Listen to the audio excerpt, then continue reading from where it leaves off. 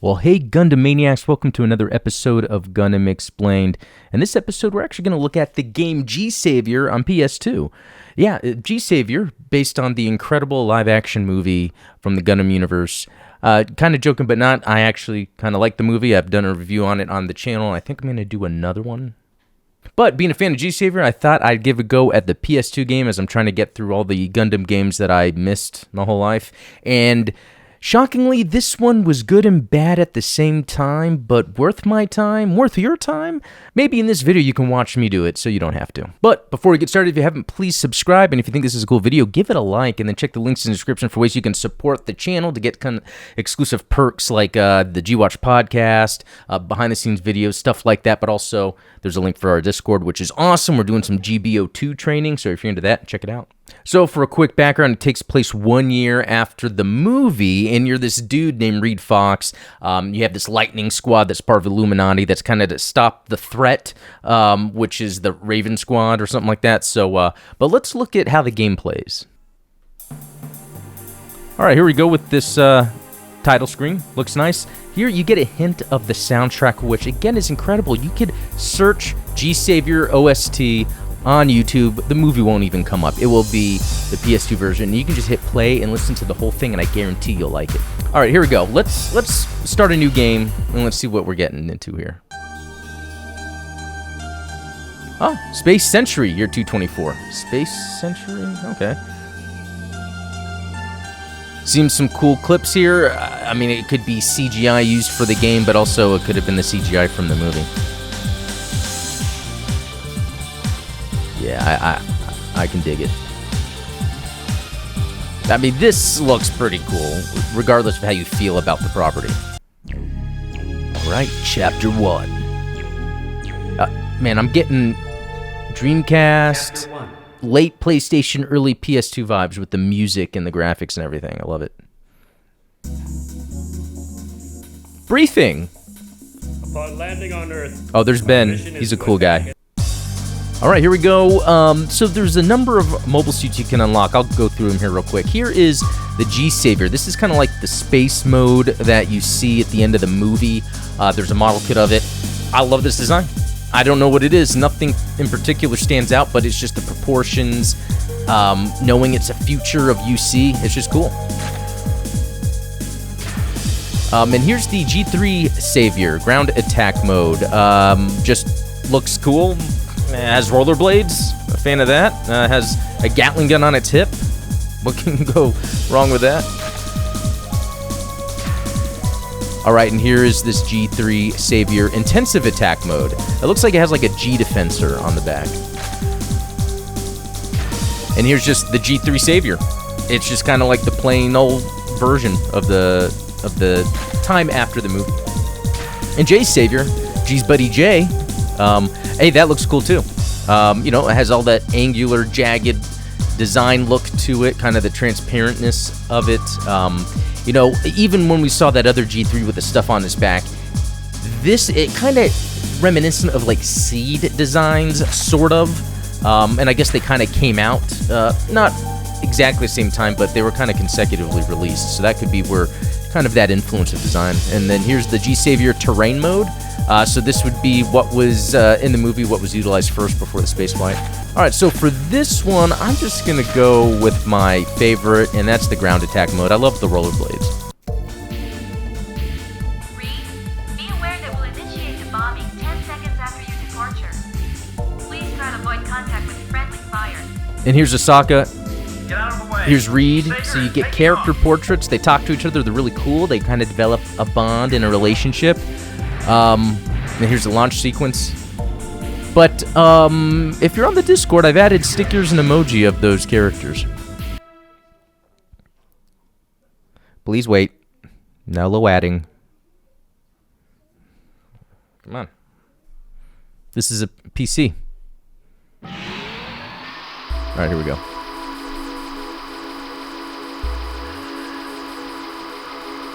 So it looks cool. I mean, I gotta say, obviously I'm using an emulator to make the graphics look better, but... Okay, so here's where the controls get a little weird. So, Here's the turning. You see how it's like on this little axis and the feet are barely even moving? It's a little weird. I'll kind of explain it in a second. There's, the forward and backward. And then to look left and right, it's like immediate. I haven't got a handle on that. Then there's, you can click in to then do flight mode, which other suits don't have it as an unlimited function, but it's unlimited on Skatey Boy here, so I really like it. But you hold down A, and the shield comes up, the energy shield. You can pretty much just hold that down the whole time, go through a level, skate through a level, and be safe. Now, when it comes to attack, you can press, your attack button, but you can also press another button. I guess maybe there's no lock on. This one has the homing missiles. So here we go. Oh, that was cool. I've never done that before. Okay, so why is this like Space Harrier, or was it Panzer Dragoon? It's because it's more on rails. It's just that, like, if I take off my thing, there's kind of a freedom of movement. You're kind of slow, and then you gotta watch out for these guys here. Yeah, different weapon when I'm actually not doing my skating routine. Click it back in, start skating. It's a bigger, more powerful shot. And then really, this game is just about playing to the music. I mean, it's some nice, happy tunes. You just kind of shoot things. I mean, it's kind of cool. But here's the other thing.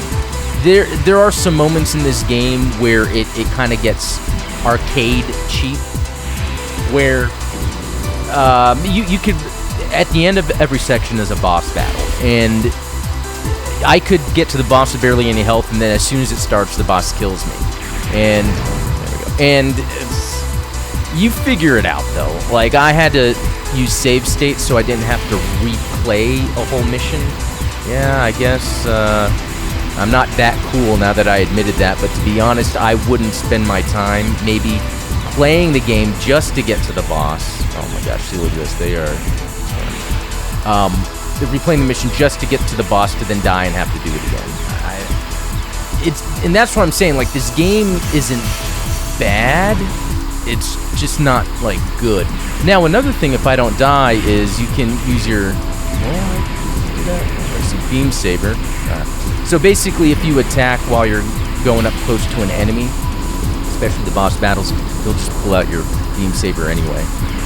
Maybe I'll get to a boss up here. I actually don't remember what I did here. Yeah, and if you haven't noticed, the music is cool. Okay, there we go. At the end of every level, it just automatically stops, low adds some more, and then it'll load you right into the boss battle.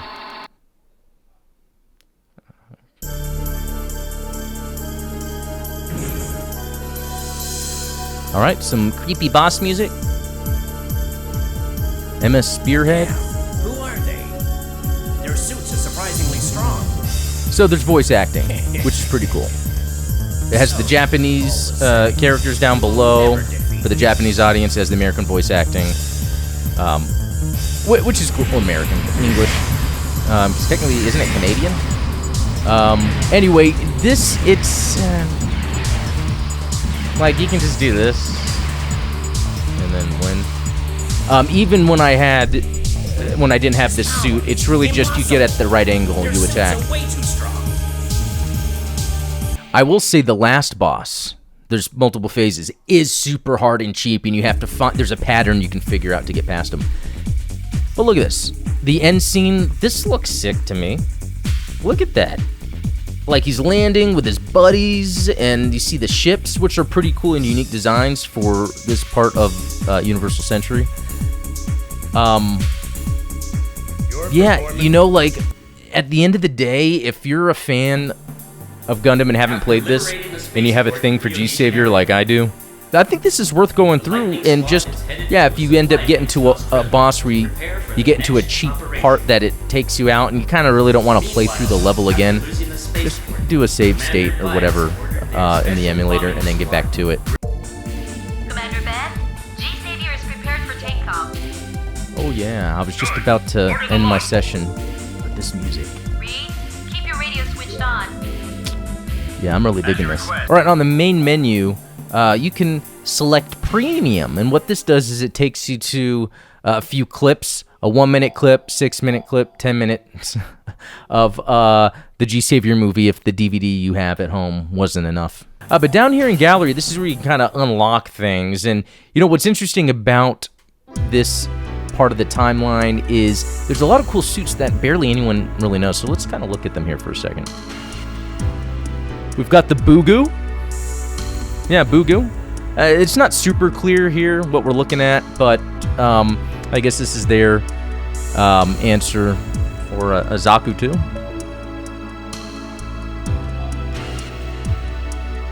And here's Reed.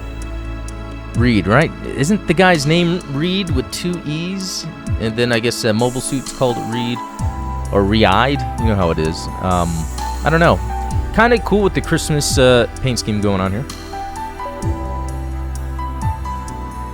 Oh yeah. Listening to the smooth jams of UC0233. I don't know if that's the time period. Bugu 2. Electric Boogaloo. It's got the yellow going on. It has, you know, a Zaft look to it. That's that seed thing I was talking about. And then, yeah, just pictures of G-Saviour, intensive attack mode. What's this one? Here's Reed again. This one, different color scheme. Kind of an interesting looking bad guy mobile suit. Really on the extreme end of the sort of like Xeon form, you know, where it's all like angular and curved in interesting places. Spearhead. So that's another one. Bugu, Reed, Spearhead. All right, here's another Spearhead. Just kind of like, hey, I'm another one. Raven. Look at that guy. Probably a bad guy, I'm just going to say. But really cool. I love, again, it has this interesting look. Some of it reminds me of the mobile doll from Wing, kind of the scale of the head with the body and everything in that mono eye. But I love all the little fins it has, the wings. Pretty cool look. Another Spearhead, kind of get more of a different look to it, and I think it looks cool. It looks like a busier Zaku 2, but not as streamlined as like later Gundam designs tend to be. All right, another Spearhead. Blue. Yeah. It's got the spikes on the shoulders too going out. That's pretty neat. Oh, look at this, a team photo. Looks cool. That could be a wallpaper background. Oh, and here are the bad guys. They got together for a team photo. But again, these are pretty cool designs. I would love some model kits, some modern model kits with these designs. It's pretty cool. This is neat. So we're seeing the G-Saviour, I guess, against the city. With the sun. I'm just describing what you're seeing, so I don't know how much value that's adding, but I think it's pretty cool. Oh, it's the bad guy again. I'll use all of my power to destroy you. Yeah, probably the bad guy. All right, and here's the G-Saviour coming in for a rush, and there's that seed look I'm talking about. Again, I'm learning the seed suits, but the strike, with them, like it's assault or whatever add-on stuff you put on, I'm kind of getting that vibe here. Oh, and here's some swordplay going on with the space-type G3, bad guy behind him, and that Reed mobile suit in front of him, but looks cool. Oh, what a lovely shot. Just pointing the gun up in the air. It's almost like the last shooting, but not, obviously. Well, everyone, I hope you enjoyed that. A look at the G-Saviour game on PS2, maybe so you don't have to, but I gotta say, it might be worth it. You can just kind of chill, listen to the music, just stroll through the game, looking at the pretty neat mobile suit designs, I gotta say.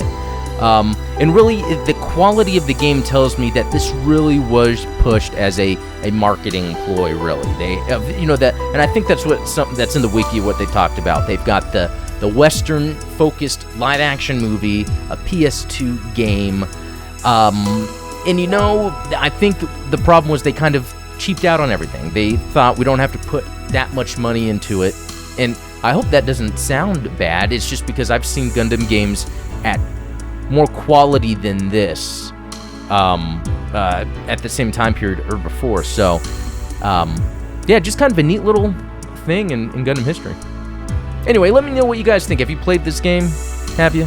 I mean, let's be real. You didn't. No, I'm joking. You probably did. But let me know in the comments below. Let me know what you think. And yeah, thanks for watching. We'll talk later.